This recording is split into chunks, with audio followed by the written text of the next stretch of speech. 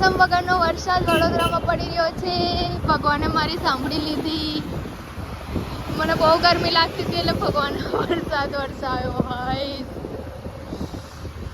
Thank you ભગવાન. બિન મોસમ બારિશ થાય. આ જો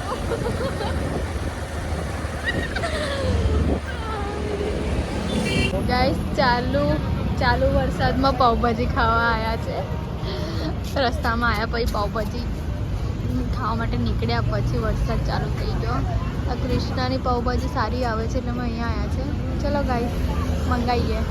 ગાઈસ મારા હસબન્ડને ઉપવાસ છે અને હું એમને લઈને પાવભાજી ખાવા આવી છું કારણ કે મને બહુ મન થઈ ગયું પાવભાજી ખાવાનું.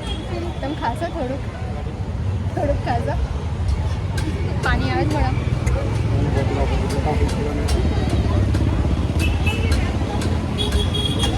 પાવભાજી આવી ગઈ છે.